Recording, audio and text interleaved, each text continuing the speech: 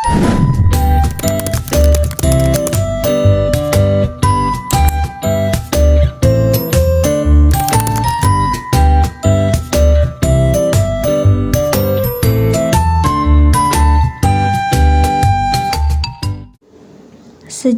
peradaban Islam, perkembangan dinasti-dinasti kecil di barat Baghdad.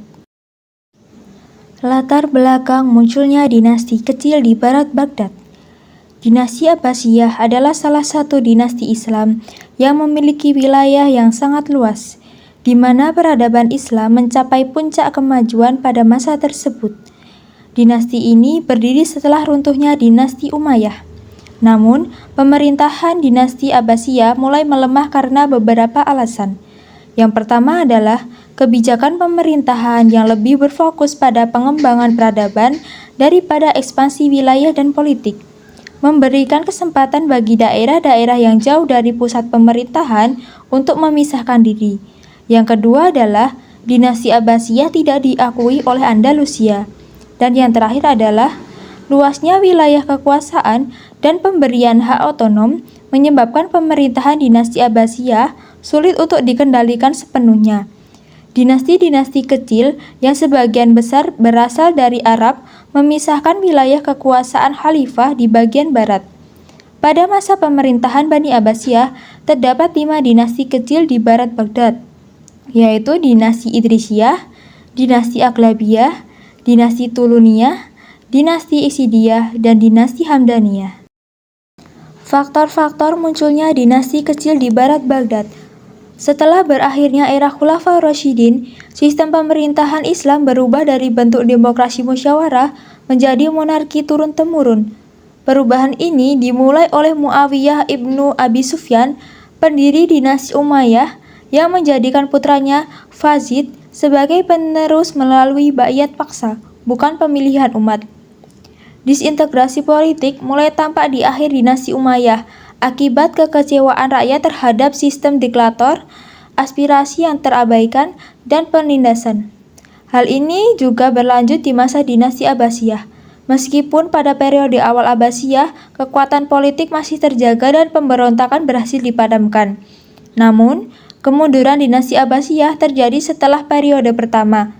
Masa disintegrasi ini menyebabkan munculnya pemerintahan-pemerintahan baru di luar Abbasiyah, terutama sejak masa Al-Mutawakkil hingga Al-Muntasim.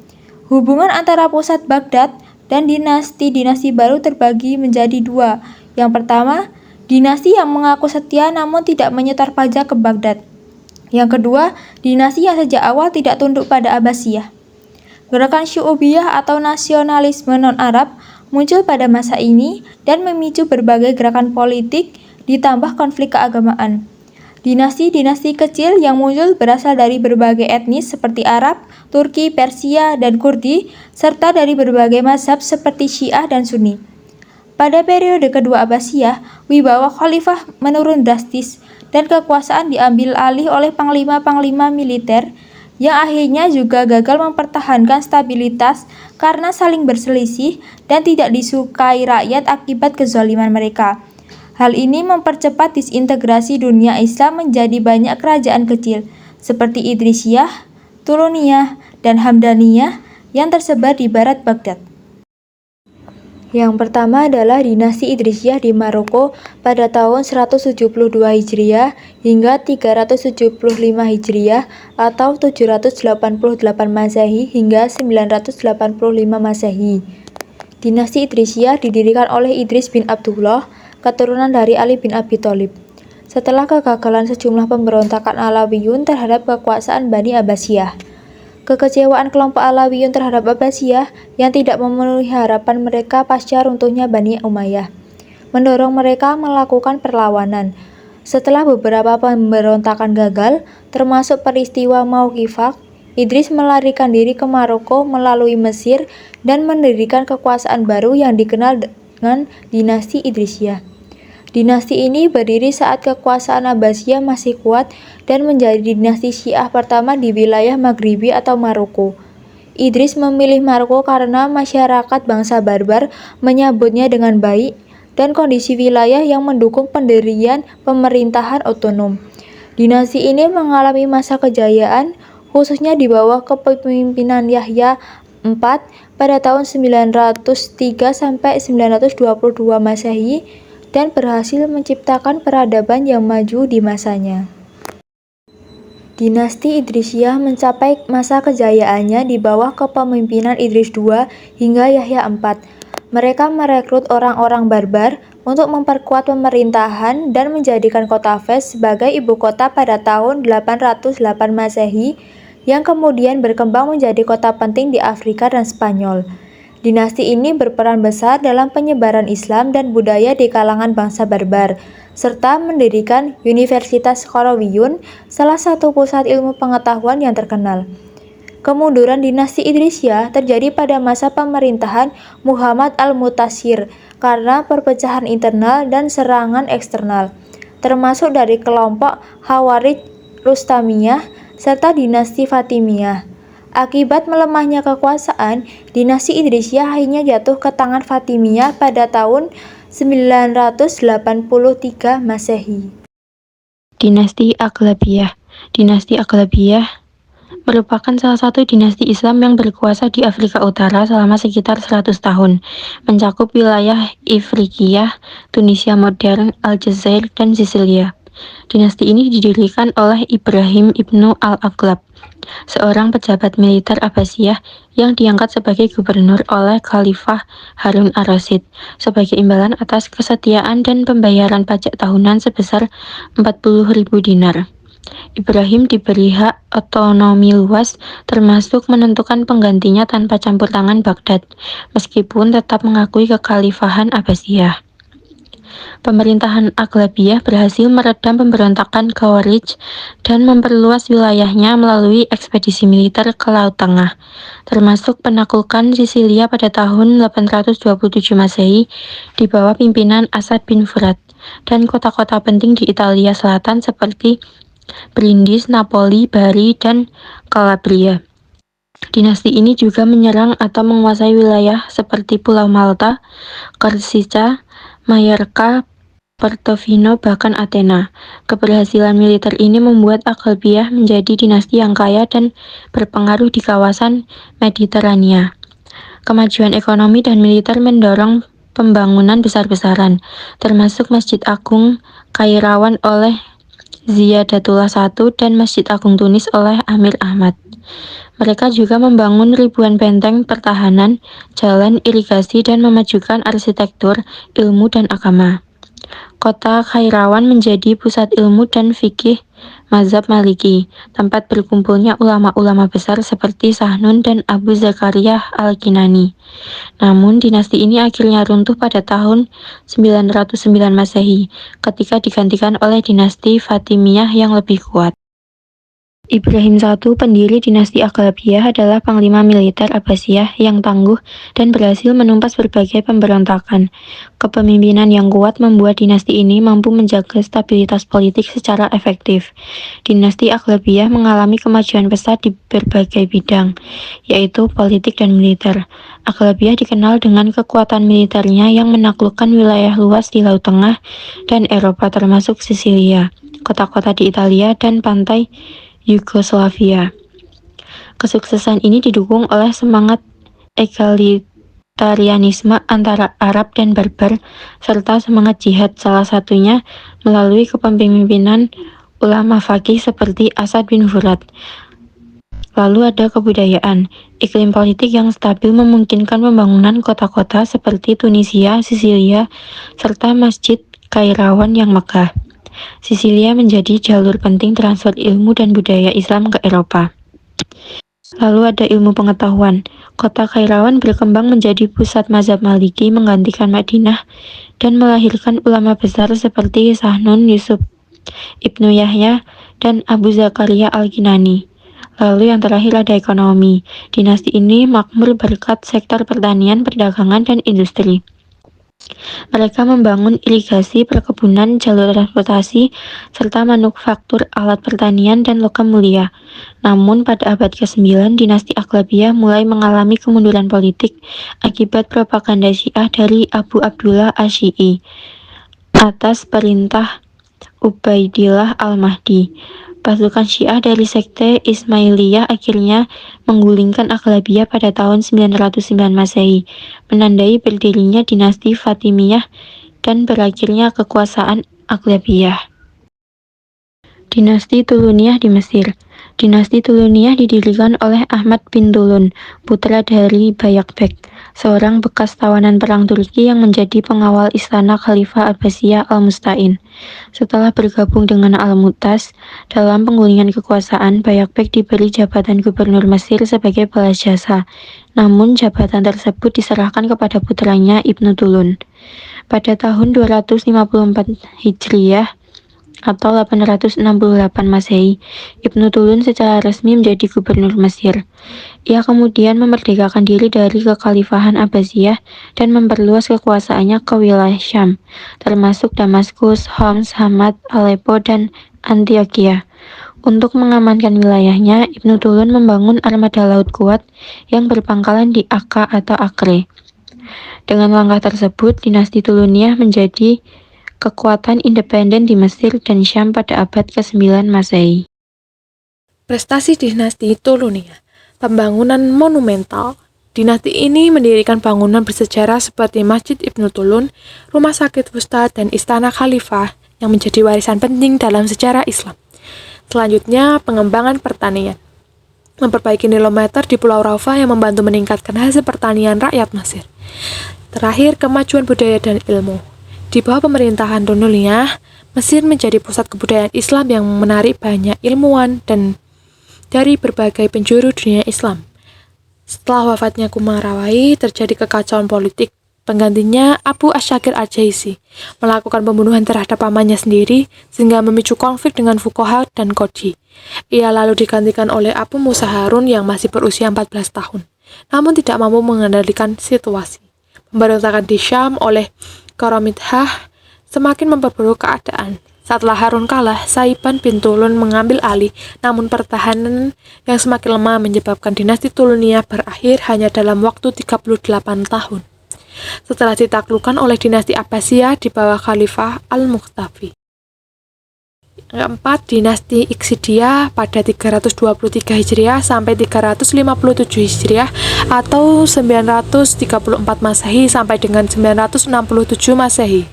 Setelah runtuhnya dinasti Tuluniyah, muncul dinasti Iqsidiyah di Mesir yang berpusat di Fustat dan masih berasal dari keturunan Fraghanah.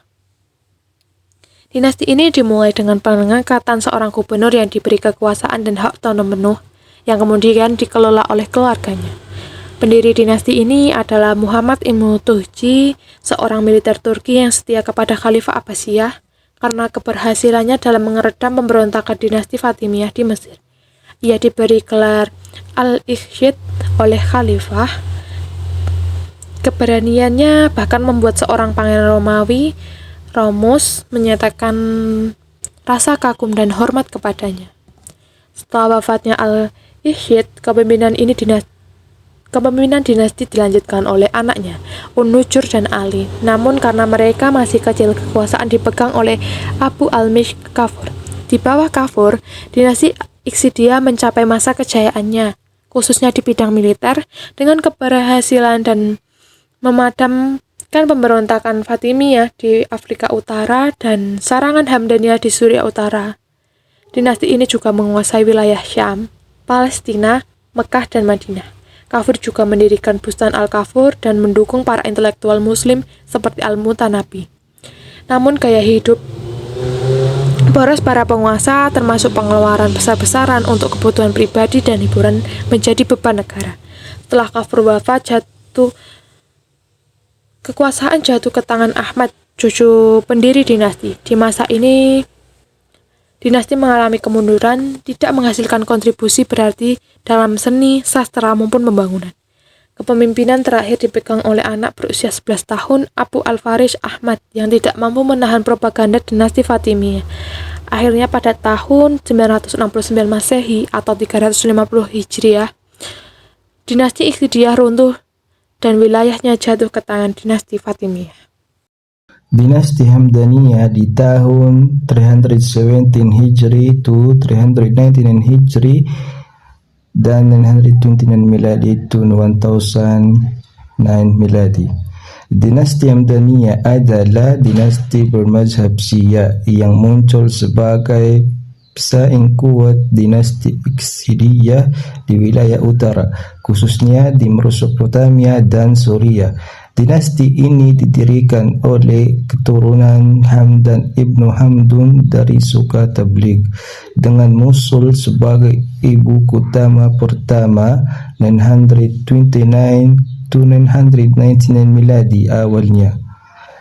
Keluarga Hamdani melakukan pemberontakan terhadap kekhalifahan Abbasiyah, namun kemudian diberi amnesti dan bahkan mendapat penghargaan karena berjasa menangkap masuk khalifah. Dua tokoh utama dari dinasti ini adalah Nasir al-Daulat Muhammad al-Hasan ibnu Abdullah yang memerintah di Mosul, dan Saif al-Daulat Abu al-Mahasin ibnu Abdullah yang memberikan pemerintahan di Aleppo, Suriah. Dinasti Hamdaniyah berbeda dari dinasti kecil lainnya karena memiliki dua pusat kekuasaan, Mosul dan Aleppo. Meskipun secara formal Aleppo berada di bawah Mosul, dalam praktiknya Aleppo lebih dominan dan mandiri. Dinasti ini memainkan peran penting dalam politik kawasan dan memperkuat pengaruh Syiah di wilayah kekuasaannya. Dinasti Hamdaniyah mencatat prestasi besar di bidang politik dan militer. Mereka berperan sebagai pelindung kekhalifahan Abbasiyah yang sedang melemah, serta menahan ekspansi Bizantium Romawi Timur ke wilayah Suriah. Dinasti ini memiliki militer yang tangguh dan melakukan serangan tahunan ke wilayah Asia Kecil, terutama di masa Saif al-Daulah yang dikenal sebagai pemimpin paling cemerlang dinasti ini. Di bidang intelektual, dinasti Hamdaniyah menunjukkan komitmen besar terhadap pengembangan ilmu pengetahuan. Pada masa mereka muncul para ilmuwan dan filsuf ternama seperti Al-Farabi, Al-Isfahani dan Al-Firas. Namun setelah wafatnya Saif al-Daulat pada tahun 976 miladi, dinasti ini mulai mengalami kemunduran para penerusannya seperti Sa'ad al-Daulat, Syarif dan para penguasa setelahnya tidak mampu mempertahankan kekuatan politik dan militer. Pertama, terhadap tekanan dari dinasti Buwayhi Romawi dan Fatimiyah. Akibatnya pada tahun 1004 miladi, dinasti Hamdaniyah ditaklukkan oleh dinasti Fatimiyah. Selain itu, pada masa kekuasaannya Bizantin yang dipimpin Nicephorus Puchas dan John Tzimiskis, Aleppo sempat direbut dan sebagai besar penduduknya di bawah kondisi ekonomi yang membaru juga menyebabkan migrasi dan penghinaan seperti keluarnya Banu Habib yang memeluk Kristen dan bersekutu dengan Bizantium. Kesimpulan, pada masa kekuasaan Bani Abbasiyah muncul dinasti-dinasti kecil di wilayah barat Baghdad. Di barat yang sebagian besar berasal dari Arab, terdapat 5 dinasti kecil. Trisia di tahun 789 to 926 miladi, Aghlabia di tahun 800 to 909 miladi, Tulunya di tahun 868 to 905 miladi, Exedia di tahun 935 to 969 miladi, Hamdaniyah di tahun 903 to 1004 miladi. Penyebab munculnya dinasti-dinasti kecil ini antara lain kebijakan Abbasiyah yang lebih fokus pada pengembangan peradaban daripada ekspansi politik, sehingga wilayah juga menjadi lebih luas memerdekakan diri. Tidak diakuannya kekuasaan Abbasiyah di Spanyol dan Afrika Utara, kecuali Mesir, mendorong pembentukan pemerintahan lokal, pemberian hak otonomi kepada gubernur-gubernur di daerah, serta luasnya wilayah Abbasiyah membuat kontrol pusat terhadap daerah menjadi lemah. Kesimpulannya, kemunculan dinasti kecil merupakan dampak dari melamannya kontrol pusat Abbasiyah atas wilayah-wilayah yang luas dan berjauhan.